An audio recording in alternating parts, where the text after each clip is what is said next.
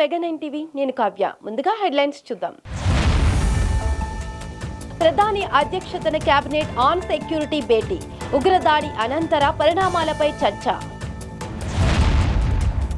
కర్రగుట్టల్లో కొనసాగుతున్న ఆపరేషన్ కగార్. మావోయిస్టులతో శాంతి చర్చలకు రాజకీయ పక్షాల డిమాండ్. సింహాచలం ప్రమాదంపై కేఏ పాల్ హాట్ కామెంట్స్ చేశారు. అప్పన్న చందనోత్సవం సమయంలో ప్రమాదం జరగడం దారుణమని వ్యాఖ్యానించారు. గోడకూలి 8 మంది చనిపోవడం శోచనీయమన్నారు. CM Chandrababu, deputy CM Pawan ఏం చేస్తున్నారని కేఏ పాల్ మండిపడ్డారు. తిరుపతిలోనూ అనేక మంది చనిపోయారని, వచ్చే వర్షాకాలంలో ఇంకెన్ని టెంపుల్స్ కూలిపోతాయని పాల్ ప్రశ్నించారు. టెంపుల్స్ లో టికెట్ల పేరుతో వేల కోట్ల రూపాయలు వసూలు చేస్తున్నారు. కొన్ని కోట్లు పెట్టి రిపేర్లు చేయించలేరా అని పాల్ ఆగ్రహం వ్యక్తం చేశారు. విశాఖపట్నం సింహాచలం టెంపుల్లో ఎంత దారుణం! 7-8 మంది గోడ పడిపోతే చనిపోవడం ఏంటి? ఈ రాజకీయ నాయకులు చంద్రబాబు నాయుడు, ఉప ముఖ్యమంత్రి పవన్ కళ్యాణ్ ఏం చేస్తున్నారు? అప్పుడేమో తిరుపతిలో అనేక మంది చనిపోయారు. 300, 1000 రూపాయలు, 1500 రూపాయల టికెట్లు కలెక్ట్ చేసి వేల కోట్లు సంపాదిస్తున్నారే. మరి కొన్ని కోట్ల రూపాయలు ఖర్చు పెట్టి ఇవన్నీ రిపేర్లు, మరమ్మతులు చెయ్యొద్దా? ఇంక వర్షాకాలం వస్తే ఇంకెన్ని టెంపుల్ అందుకనే లడ్డూ వివాదం టైంలో నేను సుప్రీంకోర్టుకి వెళ్ళి ఈ టెంపుల్స్ కూడా చర్చెస్ లాగే, మాస్క్ లాగే హిందూ ప్రీస్టులకి కమిటీలు వేయండి, రాజకీయంకు దూరంగా ఉంచండి అన్నారు. డిమాండ్ చేద్దాం, ఫైట్ చేద్దాం, మనల్ని మనం కాపాడుకుందాం. సింహాచలం చందనోత్సవంలో గోడ కూలిన ఘటనలో క్షతగాత్రులను వైసీపీ అధినేత జగన్ పరామర్శించారు. విశాఖలో మధ్యాహ్నం 3 గంటలకు బాధితుల వద్దకు వెళ్లి జగన్ ఓదార్చనున్నారు. సింహాచలం చందనోత్సవం ఏర్పాట్లలో మరోసారి అధికారులు ఫెయిల్ అయ్యారు. అప్పన్నకొండపై అపశృతితో నిండు ప్రాణాలు బలయ్యాయి. మరోవైపు తక్కువ ఫ్రీ బస్సులు పెట్టి భక్తులకు నరకయాతన చూపిస్తున్నారు. గత ఏడాది కంటే ఈ ఏడాది సామాన్య భక్తులకి ఎక్కువ అవకాశం కల్పిస్తామని అధికారులు చెప్పినప్పటికీ విఐపీలకి ఎక్కువ అవకాశం ఇచ్చినట్లు భక్తులు వాపోతున్నారు. దీనిపై మరింత సమాచారం మా ఉత్తరాంధ్ర ఇన్ఛార్జ్ దుర్గాప్రసాద్ అందిస్తారు. ఉత్తరాంధ్ర ఆరాధ్య దైవం శ్రీ లక్ష్మీ నరసింహస్వామి చందనోత్సవం సందర్భంగా స్వామివారి చందన అపశృతి చోటు చేసుకుంది. అయితే ఏ విధంగా జరిగింది, ప్రమాదం సంబంధించి భక్తులు ఏ విధంగా ఫీల్ అవుతున్నారో మనం అడిగి తెలుసుకునే ప్రయత్నం చేద్దాం. సార్ చెప్పండి, చందనోత్సవం సందర్భంగా భక్తులు భారీగా హాజరయ్యారు. మరోవైపు ఈ ఘోర ప్రమాదం చోటు చేసుకుంది, మీరేం చెప్తారు? ఘోర ప్రమాదం జరగటం అనేది అత్యంత బాధాకరమైన విషయమే. కానీ ప్రభుత్వం అయితే చక్రంగానే చర్యలు తీసుకుంది అని అనుకుంటున్నాము. కానీ ఒక్కసారి పాపులేషన్ అంతా ఒకసారి మీద పడేసరికి వర్షం పడి గోడ నాని పడిపోవటం వల్ల ఒక 2 గంటలు అయితే బాగా ఇబ్బంది అయింది. అది దాన్ని కంట్రోల్ చేస్తారు అని చెప్పని అనుకుంటున్నాము. ఇప్పుడైతే ప్రజెంట్ పైనుంచి కిందకి రావడానికి చాలా యాతన అయింది. బస్సులు ఫ్రీక్వెంట్లీ లేక ఇటు నుంచి పంపిస్తున్నారు, అటు నుంచి తెప్పిస్తున్నారు. కాకపోతే మరి జరిగిన దానికి ఎవరు చేయగలిగింది లేదు. కానీ ప్రభుత్వ అధికారులు అయితే బాగానే చర్యలు తీసుకుంటున్నారని అనిపిస్తుంది. అక్కడ వాతావరణం చూస్తే ఏదైనా ఇబ్బంది పడిన మాట వాస్తవం. అంటే క్యూ లైన్ల పరిస్థితి ఎలా ఉంది? అంటే క్యూలు రద్దీగా ఎక్కువగా ఉందా? అంటే సాఫీగా ఒకరొకరు పంపిస్తున్నాడు, తోపులాటికి ఎక్కువ అవకాశం ఉందంటారు. సాధారణ దర్శనానికి అయితే విపరీతమైన రద్దీ ఉందండి. 300, 1000 దర్శనాలకైతే పర్వాలేదు, బాగానే అవుతుంది. నాకైతే 2.5 అవర్స్లో అయిపోయింది దర్శనం. సామాన్య భక్తులకైతే చాలా ఎక్కువ టైమే పడుతుందని చెప్పి నన్ను అంటున్నారు. 1000 రూపాయల దర్శనానికి కూడా చాలా ఎక్కువ టైం పడుతుందని చెప్పి నన్ను అంటున్నారు. నేను 300 తీసుకున్నాను. ఒక 2.5 అవర్స్లో నేను బయటకు వచ్చేసాను. వెళ్ళటమే చాలా ఇబ్బంది అయింది, అలానే రావటము చాలా ఇబ్బంది అయింది. మీరు చెప్పండి, ఎలా ఉన్నాయి ఏర్పాట్లు, ఎలా ఉన్నాయి? గత ఏడాదికి ఈ ఏడాదికి ఉన్న డిఫరెన్స్ ఏం కనిపించింది? ఏడాదికి ఈ ఏడాది కంటే ఆ ఒక ఘటన జరగకపోయి ఉంటే బాగుండేదేమో అనిపించింది. బస్సుల దగ్గర ఎప్పుడు కూడా మేము ఇలా రాగానే బస్సులు రెడీగా ఉండి చాలా పద్ధతిగా పంపించేవాళ్ళు. ఈసారి ఆ పద్ధతి ఎక్కడా కనిపించలేదండి. వెళ్ళడానికి చాలా ఇబ్బంది పడ్డాం, దిగడానికి చాలా ఇబ్బంది పడ్డాం. లైన్లన్నీ చాలా ఖాళీగా చక్కగా వెళ్ళిపోతున్నాయి, కానీ పైకి వెళ్ళి రావడానికి చాలా ఇబ్బంది. పోలీసులు ఇంకొంచెం అంటే ఒక పద్ధతి ప్రకారం పంపిస్తే చాలా బాగుంటుందేమో అని అనిపిస్తుంది. ఎక్కడ బస్సుల దగ్గర కాలు జారుతారేమో అని చాలా భయం వేస్తుంది. మిగతా అంతా బాగుందండి. ఎన్నడూ లేని విధంగా ఈసారి అపశృతి చోటు చేసుకుంది, దానికి మీరేం చెప్తారు? అది మరి అంటే వాతావరణ ప్రభావం తప్ప మనం ఇంకా జనాలలో ఏమీ లేదు. అది 3:30కి 2:30కి జరిగింది, మరి మనం తెలియదు కదా. అది ఆ వాతావరణం బాగుండుంటే అంతా బాగుండేది. అది జరగకపోతే ఇంకా చాలా హ్యాపీగా ఉండేది అని అనిపించింది. చెప్పండి, అంటే ఎన్నడూ లేని విధంగా ఈసారి ఈ ఘటన చోటు చేసుకున్నపై మీరు ఏ విధంగా ఫీల్ అవుతున్నారు? ప్రథమంగా ఆ ప్రమాదం జరగడానికి ప్రధాన కారణం ఏమి ఉండదు ఎక్స్పెక్ట్ చేస్తారు? ప్రధాన కారణం అంటే కాంట్రాక్టర్ యొక్క లోపం అయ్యి ఉండొచ్చు. రెండో దేవస్థాన సిబ్బంది కూడా ఒకసారి మొత్తం చెక్ చేయవలసిన బాధ్యత వాళ్ళకి దేవస్థానం సిబ్బందికి ఉంది. రెండోది ఏర్పాట్లు అయితే అన్నీ బాగానే చేశారు. అన్ఫార్చునేట్గా జరిగిన దానికి ఎవరేం చేయలేము. అది ఏదైనా సరే దేవస్థానం సిబ్బంది నెక్స్ట్ టైం ఇలా జరగకుండా తగిన చర్యలు తీసుకోవాలని కోరుచున్నాం ప్రజల తరపు నుంచి. పూర్తి స్థాయిలో క్యూ లైన్ల వద్ద రద్దీ ఏ విధంగా ఉంది అండ్ దర్శనం సంబంధించి ఏ విధంగా జరుగుతుంది, ఏమైనా అపశృతి మళ్ళీ చోటు చేసుకుంటే మళ్ళీ అట్లాంటి ప్రమాదం జరిగే ఏమైనా అవకాశం ఉందా? ఇప్పుడు కట్టేటటువంటి ఏర్పాట్లు చేశారు. పోలీస్ శాఖ అయితే మాత్రం చాలా చక్కగా పరిధిపని చేకూరుస్తున్నారు. ఎటువంటి ఇబ్బందులు కూడా అవ్వకుండా, ఎటువంటి అవచనాలు జరగకుండా పోలీస్ సిబ్బంది అయితే చక్కటి ఏర్పాట్లు చేశారు. క్యూ లైన్ల వద్ద రద్దీ ఎలా ఉంది అంటే దర్శనం సంబంధించాలి. అది క్యూ లైన్ వద్ద పెద్ద రద్దీ లేదండి, ఫ్లో ఉంది. సో ఈజీగానే వెళ్ళిపోవచ్చు. 1000, 300. నాకు ఆ 2 లైన్లు నేను చూశాను, 1500. మిగతా నాకు తెలియదు. ఫ్రీ లైన్ ఎన్నడూ లేనిది ఈ ఘటన చోటు చేసుకుంటే మరోవైపు ఆ సామాన్య భక్తులకి శీఘ్ర దర్శనం కల్పించేందుకు ఈసారి ప్రణాళికలు చేసామన్నారు. సామాన్య భక్తులకి శీఘ్ర దర్శనం అవుతుందా? వీఐపీ తాగడి ఎక్కువ ఉందంటారు. అలా విఐపీలు తాగుడు ఎక్కువ ఉండి అక్కడ వాళ్ళకి ఎక్కువ దర్శనాలు ఇచ్చిన వల్ల మామూలు వాళ్ళకి కొంచెం కష్టం అవుతుంది. ఎలా జరిగింది అంటే ఇప్పుడు ఓవరాల్గా దర్శనం ఎలా జరుగుతుంది అండ్ ఎప్పుడు లేని విధంగా ఈ ఘటన కూడా చోటు చేసుకుంది, ప్రమాదం జరిగింది. సో మీరు దర్శనంకి వెళ్ళారు, చేసుకొని వచ్చారు, మీరు ఎలా ఫీల్ అవుతున్నారు? దర్శనం అయితే చాలా బాగా జరిగింది. ఏర్పాట్లు అయితే బాగానే ఉన్నాయి, కానీ బస్ ఫెసిలిటీస్ అయితే మాత్రం చాలా దారుణంగా ఉన్నది. కింద నుంచి పైకి ఎక్కడానికి చాలా ఇబ్బంది పడ్డాం. అదే రకంగా దర్శనం అయిన తర్వాత 2 గంటల తర్వాత బస్సు దొరికింది. పైన కూడా పోలీసులు ఎంత ఉన్నప్పటికీ కూడా జనాలకు తగినటువంటి బస్సులు లేవు, బస్సు సౌకర్యాలు లేవు. మినిమం 2 గంటలు 3 గంటలు తొక్కిసలాట్లో జరుగుతున్నది. మామూలు చాలామంది జనాలు కూడా పడిపోయారు. మేము దర్శనంకి వచ్చేటప్పటికి అయితే మాత్రం చనిపోయిన వార్త విన్నప్పుడు మేము చాలా భయపడ్డాం. లైన్లోకి వెళ్ళాలా వద్దని కూడా భయపడ్డాము. అయినా సరే కొన్ని లైన్లు అయితే కొండ నుంచి కింద వరకు కూడా, కనీసం కొండ కింద వరకు కూడా లైన్లు ఉన్నాయన్నమాట. ఏర్పాట్లు అయితే కొద్దిగా బాగానే ఉన్నాయి, కానీ అనుకున్న రీతిలో అయితే మాత్రం లేవు. కాబట్టి ఓకే, 50% సాటిస్ఫైడ్.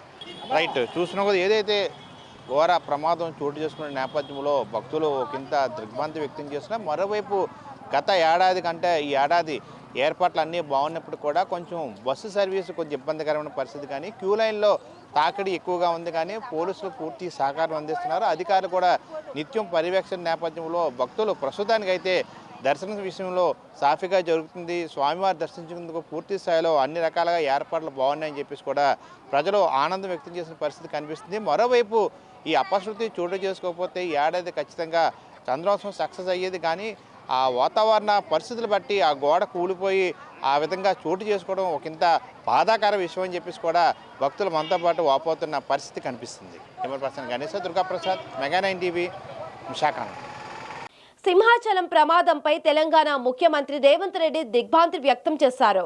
గోడకూలి భక్తులు మృతి చెందడం పట్ల ఎక్స్లో తీవ్ర విచారం వ్యక్తం చేశారు. ఆలయంలో గోడకూలి భక్తులు మరణించిన ఘటన ఆవేదనను కలిగించిందన్నారు. మృతుల కుటుంబ సభ్యులకు ప్రగాఢ సానుభూతి తెలియజేశారు. సింహాచలం ఘటన బాధాకరమని, కాంట్రాక్టర్ల అవినీతే ఘటనకు ప్రధాన కారణమని బీసీవై పార్టీ అధ్యక్షుడు రామచంద్ర యాదవ్ ఆరోపించారు. దేవాదాయ శాఖలో చేపడుతున్న నిర్మాణాలపై ప్రత్యేక దృష్టి సారించి అవినీతి అధికారులపై చర్యలు చేపట్టాలంటున్న రామచంద్ర యాదవ్తో మా ప్రతినిధి Narayana Reddy face to face.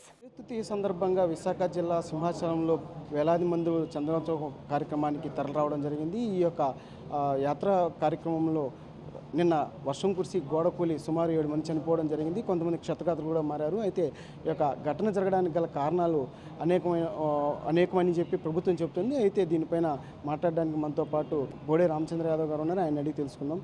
Sir చెప్పండి సార్, జరిగిన సంఘటన ఏ విధంగా చూడాలా? అంటే ఏదో కారణాలు చెప్పడం, అంటే ఈ యొక్క ముఖ్యమైన సమయాల్లోనే ఎక్కువ మంది ఇట్లాంటి రావడం, ఇట్లాంటి ఘటనలు జరగడం పునరావృతం అవుతుంది. దీనిపై ఎలాంటి చర్యలు తీసుకుంటే బాగుంటుంది? చాలా దురదృష్టకరమైన సంఘటన. పర్వదినం వచ్చిన ప్రతిసారి ఏదో ఒక సంఘటన జరుగుతుంటే ఈరోజు నిజంగా రాష్ట్రంలో భక్తులకు రాబోయే రోజుల్లో జరిగే పర్వదినాల్లో పాల్గొనాలంటే కూడా భయపడే పరిస్థితి ఏర్పడింది. సంఘటన జరిగిన ప్రతిసారి ప్రభుత్వం దీని మీద మళ్ళీ ఇలాంటి సంఘటనలు పునరావృతం కాకుండా చర్యలు తీసుకోవాల్సింది పోయి దీనికి సాకులు చూపిస్తూ వర్షం వల్ల గోడ కూలిపోయింది, లేదా రద్దీ వల్ల భక్తులు చనిపోయారంటూ దీనికి అప్పటికప్పుడు సాకులు చూపించి ఈ విషయాన్ని తప్పుదారు పట్టించే కార్యక్రమం చేస్తున్నారు తప్ప శాశ్వత పరిష్కారం దిశగా ప్రభుత్వం అడుగులు ముందుకు వేయడం లేదు. దాంతోపాటు ఈరోజు రాష్ట్రంలో ముఖ్యంగా ప్రధానంగా టీటీడీలో కావచ్చు, అదేవిధంగా రాష్ట్రంలో ఉన్న దేవాదాయ శాఖలో కావచ్చు జరుగుతున్న నిర్మాణాలు, అభివృద్ధి కార్యక్రమాల్లో స్థానికంగా ఏవైతే ఈ బాధ్యతలు తీసుకుంటున్న కాంట్రాక్టర్లు పూర్తిగా నాసిరకమైన పనులు చేస్తున్నారనేది ఎప్పటి నుండినో ఉన్న ఆరోపణ.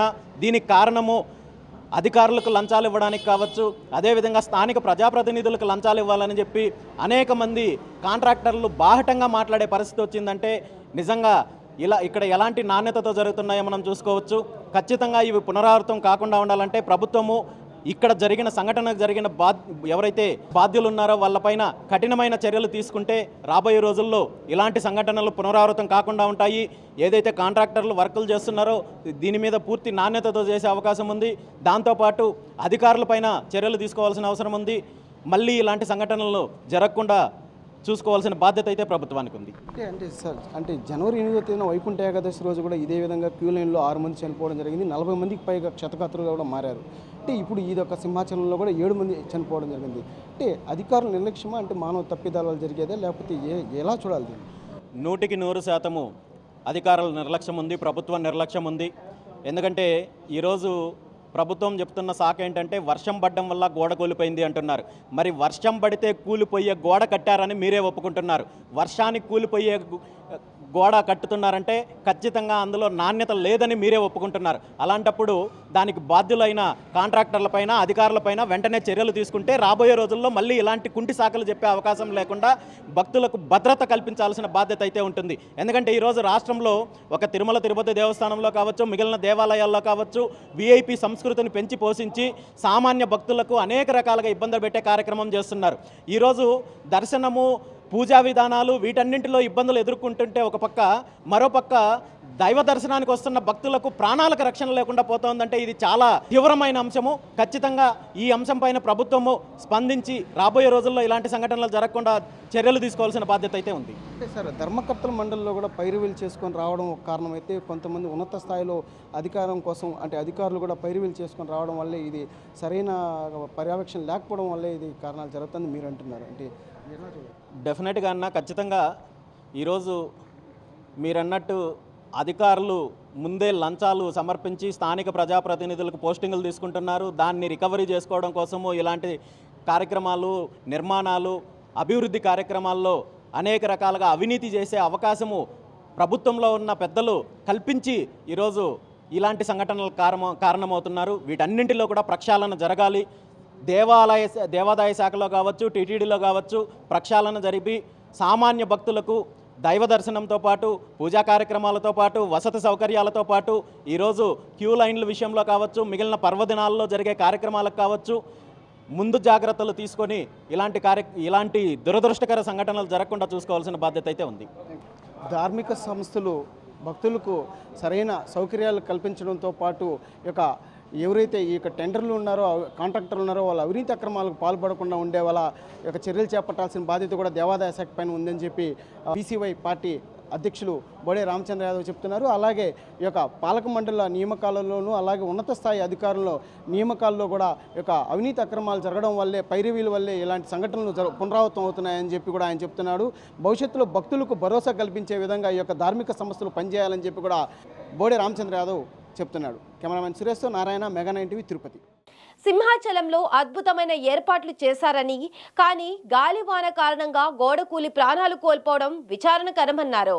రాష్ట్ర విభజన వల్ల హైదరాబాద్ రాజధానిని మనమంతా కోల్పోయామన్నారు. చంద్రబాబు పిలుపు మేరకు 34,000 ఎకరాలను రైతులు స్వచ్ఛందంగా రాజధాని కోసం ఇచ్చారన్నారు. జగన్ అధికారంలోకి రావడంతో రాష్ట్రానికి తీరని నష్టం జరిగిందని రమేష్ నాయుడు అన్నారు. ఏ విధమైనటువంటి ఆటంకం కలగకుండా కూడా ప్రయత్నాలు జరిగాయి. కానీ నష్టపోయినటువంటి ప్రాణాలు ఏవైతే ఉన్నాయో వారందరికీ కూడా నిజంగా అందరూ చింతిస్తున్నాం. అలాంటి దురదృష్టకరమైనటువంటి సంఘటన జరగకుండా ఉండాలని అందరూ ఆశించారు. బట్ ప్రకృతి వైపరీత్యం అనేటువంటి దాన్ని మనం అడ్డుకోలేము. ఆ క్రమంలో జరిగినటువంటి నష్టంగా భావించాలి. ఒకటి మాత్రం వాస్తవం, రాష్ట్రంలో కూటమి ప్రభుత్వం అధికారంలోకి వచ్చిన తర్వాత ప్రతి ఆలయానికి సంబంధించినటువంటి ఉత్సవాలన్నీ కూడా ప్రతిష్టాత్మకంగా తీసుకోవడంలో భాగంగా సింహాద్రి అప్పన్న ఆలయాన్ని కూడా అధికారికంగా నిర్వహించేటువంటి ప్రయత్నం చేస్తున్నారు. గత నెల రోజులుగా అనునిత్యం రివ్యూ మీటింగ్స్ చేస్తున్నారు. వచ్చేటువంటి భక్తులకి ఏ విధమైనటువంటి అసౌకర్యం కలగకూడదని అద్భుతమైనటువంటి సమన్వయంతో అధికారులు అందరూ కూడా ప్రయత్నం చేసినప్పటికీ కూడా ప్రకృతి ప్రకోపం కారణంగా కొంత నష్టం జరిగింది. ఇది బూడ్చలేనటువంటిది. అయినా వెంటనే ప్రభుత్వం స్పందించి ఎక్స్గ్రేసియా ఇవ్వడం కావచ్చు, లేదంటే క్షతగాత్రులు ఎవరైతే ఉన్నారో వాళ్ళందరికీ కూడా హాస్పిటల్లో జాయిన్ చేయించడం ఏదైతే ఉందో దాన్ని నిజంగా ఒక పాజిటివ్ దృక్కోణంలో కూడా చూడాలి. ఎందుకంటే అంత వేగవంతంగా స్పందించినటువంటి విషయం గత ప్రభుత్వంలో ఎప్పుడూ చూడలేము. బాపట్ల జిల్లా పర్చూరు మండలం నూతలపాడులో పోలేరమ్మ అమ్మవారి 55వ తిరునాళ్ల మహోత్సవ వేడుకలు అంగరంగ వైభవంగా జరిగాయి. వేలాదిగా భక్తులు తరలివచ్చి అమ్మవారికి మొక్కులు తీర్చుకున్నారు. జాతరలో సిడిపెళ్లి కొడుకు సిడిమాను ఉత్సవం విశిష్టతను సంతరించుకుంది. మేకపోతును ఊసల పెట్టెలో ఉంచి సిడిమానుకు వేలాడతీయడం ఇక్కడ సంప్రదాయం. సిడిమానును అమ్మవారి ఆలయం చుట్టూ తిప్పిన అనంతరం గ్రామోత్సవం నిర్వహించారు. పంట చేతికి అందిన తరువాత తిరునాళ్లను జరుపుకోవడం ఇక్కడ సంప్రదాయంగా వస్తుంది.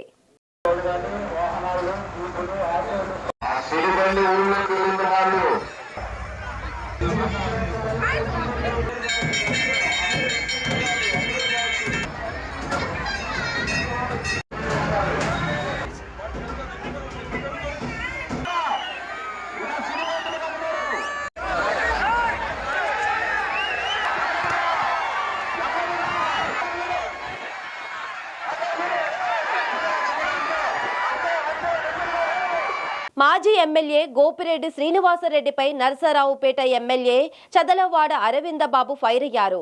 శ్రీనివాసరెడ్డికి కబ్జారెడ్డి అని మరో పేరుందని మండిపడ్డారు. 10 సంవత్సరాల్లో ఎన్నో అక్రమాలు చేశారు, అవన్నీ దగ్గరుండి కక్కిస్తాన్ని అరవిందబాబు ఆగ్రహం వ్యక్తం చేశారు.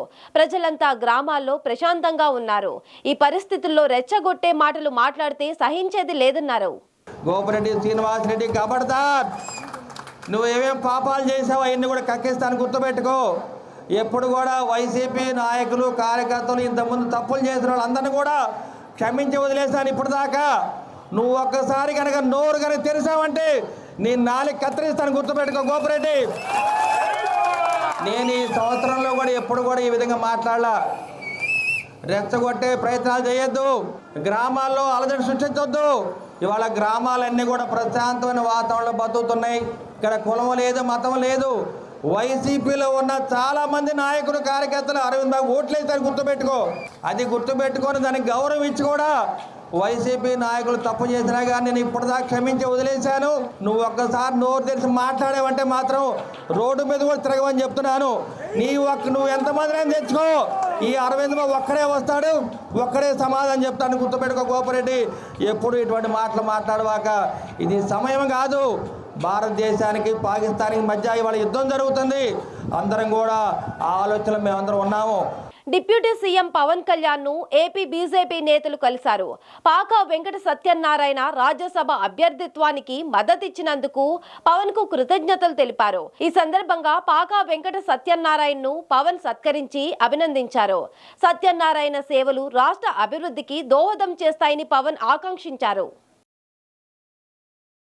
జమ్మూ కాశ్మీర్ పహల్గాంలో పర్యాటకులపై ఉగ్రవాదులు దాడి అనంతరం భారత్ పాకిస్తాన్ మధ్య పరిస్థితులు ఉద్రిక్తంగా మారిపోయాయి. పాకిస్తాన్కు తగిన గుణపాఠం చెప్పాలని భారత్ భావిస్తోంది. ఈ నేపథ్యంలో భారత ప్రధాని నరేంద్ర మోదీ కీలక నిర్ణయాలు తీసుకుంటున్నారు. త్రివిధ దళాలకు హ్యాండ్ ఫ్రీ ఇచ్చేశారు. కాగా దేశ భద్రతపై అత్యున్నత నిర్ణయాలు తీసుకునే కేబినెట్ ఆన్ సెక్యూరిటీ బుధవారం మరోసారి సమావేశమైంది. అనంతరం రాజకీయ వ్యవహారాల కేబినెట్ సమావేశం నిర్వహించారు. సాయంత్రం కేబినెట్ సమావేశం జరగనుంది. కేంద్ర ప్రభుత్వం ఆపరేషన్ కగార్ను వెంటనే నిలిపివేయాలని సిపిఎం రాష్ట్ర కార్యదర్శి జాన్ వెస్లీ కోరారు. మావోయిస్టులను మట్టుబెట్టాలన్న లక్ష్యంతో కర్రెగుట్టను చుట్టుముట్టి అమాయక ఆదివాసులను చంపుతున్నారన్నారు. మావోయిస్టులతో కేంద్ర ప్రభుత్వం శాంతి చర్చలు జరపాలని సూచించారు. తెలంగాణ ముఖ్యమంత్రికి అందాల పోటీలపై ఉన్న శ్రద్ధ ప్రజా సమస్యల పరిష్కారంలో లేదని జాన్ వెస్లీ దుయ్యబట్టారు. ఆపరేషన్ కగార్ పేరుతో మావోయిస్టులని లేకుండా చేస్తాం 2026 మార్చి నాటికని హోంశాఖ మంత్రి అమిత్ షా ప్రకటించి పెద్ద ఎత్తున నక్సలైట్ల పేరుతో అట్లాగే ఆ పేరుతో కూడా మొత్తం పుట్టిముట్టి ఆ ప్రాంతాన్ని కూడా ఆక్రమించుకునే ప్రయత్నం చేస్తున్నారు. ఎక్కువ మంది ఆదివాసీలు ఉండేటటువంటి ప్రాంతంలో అక్కడ సహజ ఖనిజాలు పెద్ద ఎత్తున ఉన్నాయని వాటన్నిటిని కూడా పెట్టుబడిదారులంతా కూడా దోపిడీ చేసుకోవడానికి అనుకూలంగా ఉండాలంటే అక్కడ ముందు నక్సలైట్లు లేకుండా చేయాలని, మావోయిస్టుని లేకుండా చేయాలనేటటువంటి ఒక ఉద్దేశంతో ఈ ఆపరేషన్ కగార్ అనేది కేంద్ర ప్రభుత్వం. అలాగే మావోయిస్టులు చర్చలు జరపడానికి సిద్ధం అని చెప్పి ఇప్పటికీ 1, 2, 3 సార్లు వాళ్ళ అధికార ప్రతినిధులు ప్రకటన చేశారు. బేషరతుగా చర్చలు జరపాలని చెప్పి సిపిఎం పార్టీగా డిమాండ్ చేస్తాము. మునుగోడులో నూతనంగా నిర్మించిన క్యాంప్ ఆఫీసును ఎమ్మెల్యే కోమటిరెడ్డి రాజగోపాల్ రెడ్డి ప్రారంభించారు. ఈ సందర్భంగా క్యాంప్ ఆఫీసులో రాజగోపాల్ రెడ్డి దంపతులు ప్రత్యేక పూజలు నిర్వహించారు. అనంతరం ఇందిరమ్మ గృహాల మంజూరుపై నాయకులతో చర్చించారు. ఇందిరమ్మ ఇళ్ల విషయంలో నిజమైన పేదలను లబ్ధిదారులుగా గుర్తించాలని, వారికి ప్రాధాన్యం ఇవ్వాలని ఆదేశించారు. క్యాంప్ ఆఫీస్ మునుగోడు ప్రజల ఆస్తి అని అన్నారు. పార్టీలకు అతీతంగా అభివృద్ధి సంక్షేమ పథకాలు నిజమైన పేదలకు అందించడానికి, సమస్యలు చెప్పుకోవడానికి క్యాంప్ ఆఫీసు వేదిక అని తెలిపారు.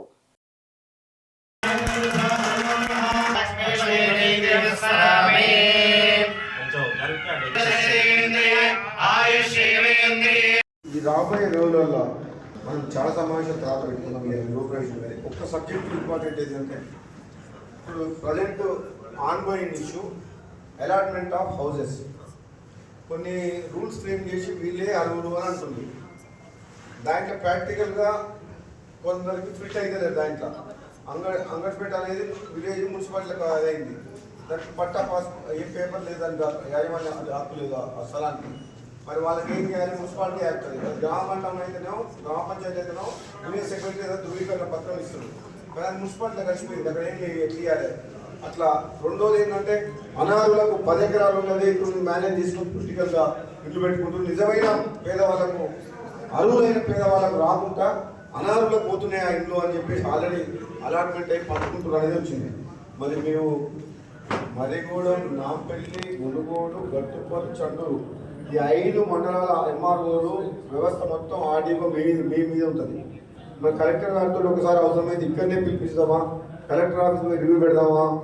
నిజమైన పేదవాళ్ళకు వాళ్ళకు పోవాలనేది. ఎన్నింటిలో గవర్నమెంట్ 3,000 ఇస్తుందా, 4,000 ఇస్తుందా, 5,000 ఇవ్వండి. తిరుమల శ్రీవారిని బుధవారం ఉదయం పలువురు ప్రముఖులు దర్శించుకున్నారు. విఐపి విరామ సమయంలో శ్రీలంక మాజీ అధ్యక్షులు నందసేన రాజపక్సే, టీమిండియా క్రికెటర్లు రజత్ పాటీదార్, జితేష్ శర్మ, మహిళా క్రికెటర్ శ్రేయాంక పాటిల్ వేర్వేరుగా స్వామివారిని దర్శించుకున్నారు. వీరికి ఆలయ అధికారులు స్వాగతం పలికి దర్శనం ఏర్పాట్లు చేశారు. అనంతరం ఆలయంలోని రంగనాయకుల మండపంలో వేద పండితులు ఆశీర్వచనం చేశారు. టీటీడీ అధికారులు తీర్థ ప్రసాదాలు అందించారు.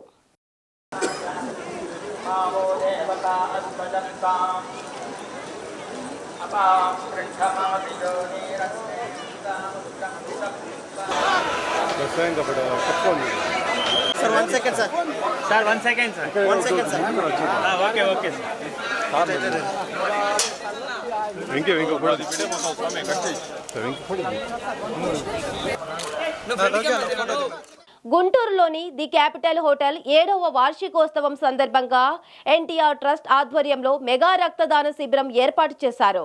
తలసేమియా పేషెంట్స్ కోసం 200 మంది రక్తదానం చేశారు.